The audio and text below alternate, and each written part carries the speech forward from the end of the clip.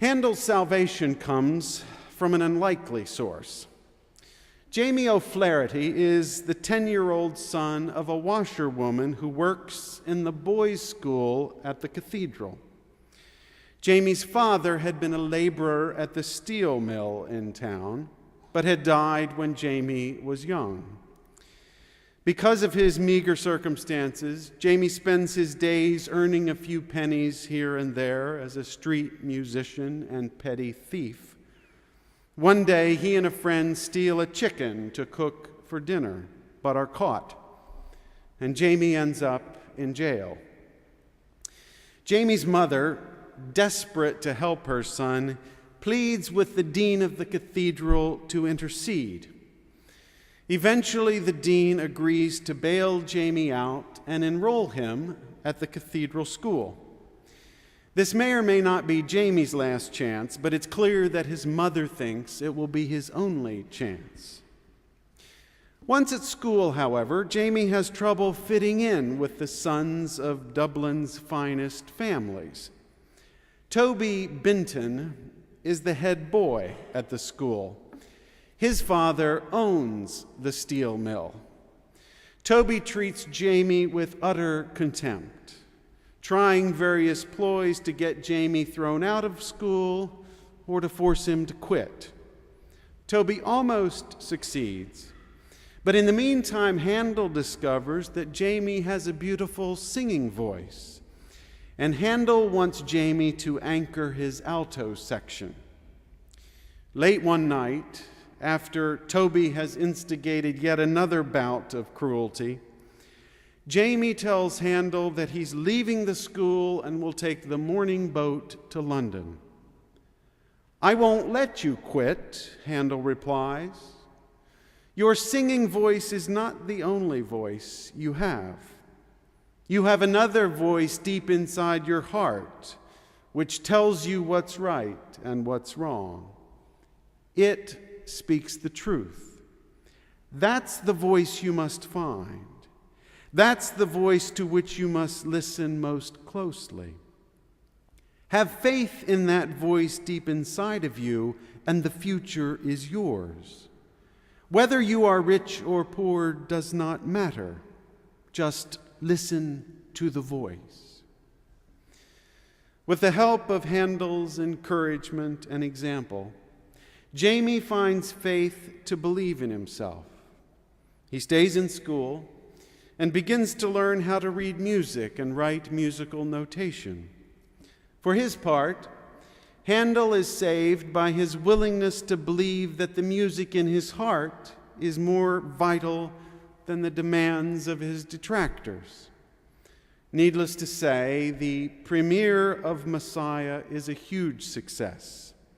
There is salvation everywhere, in the magic of the music, as well as in the soul of the composer who wrote it, and the heart of the child who sings it. Christmas is about the gift of love that meets us in our hour of need and gives us the courage to become the people we deeply want to become. In both symbol and story, Christmas is about the gift of love in human form. The contemporary poet Mark Doty emphasizes this point in his poem titled Messiah, Christmas Portions.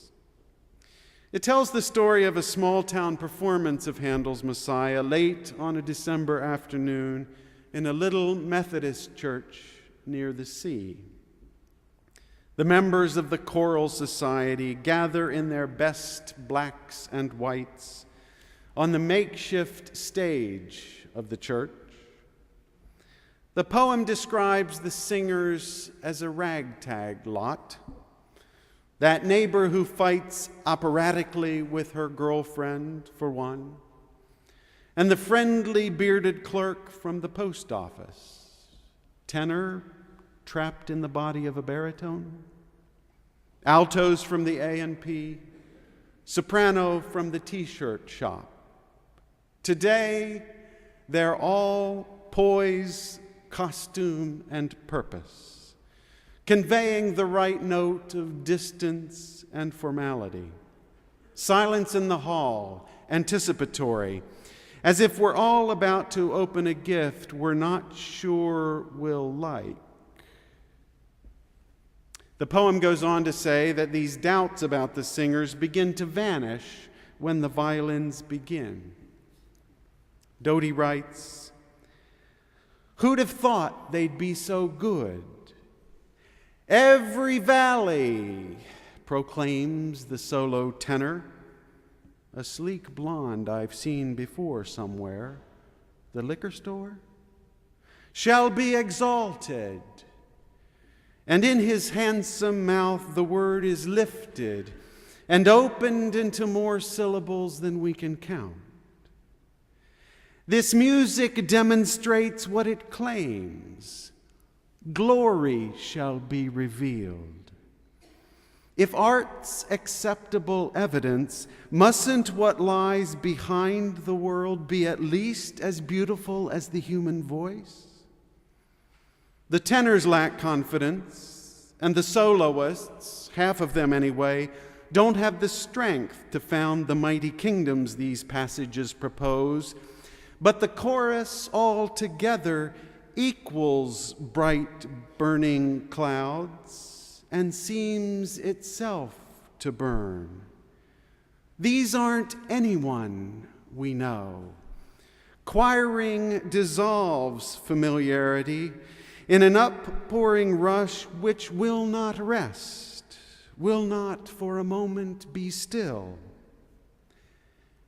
Aren't we enlarged by the scale of what we're able to desire? Everything, the choir insists, might flame.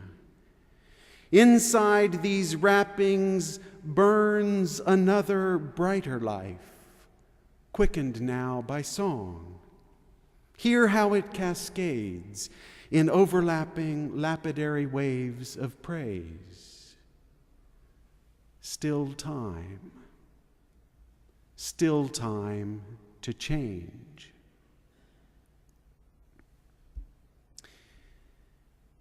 We are enlarged by the scale of what we are able to desire. What do you want for Christmas this year? What is the substance of which the mound of gifts wrapped in pretty paper under your tree are mere symbol? What do you really want for Christmas? As you look at your life in the reflected glow of the Christmas star, from what do you need to be saved? What brighter life do you imagine for yourself and for those you love and for the world we share?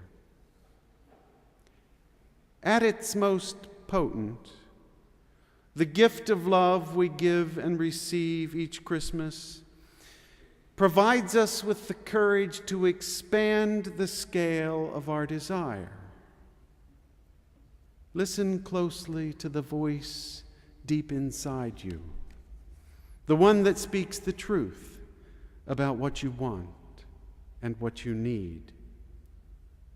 What do you desire? Have faith in that voice, and the future is yours.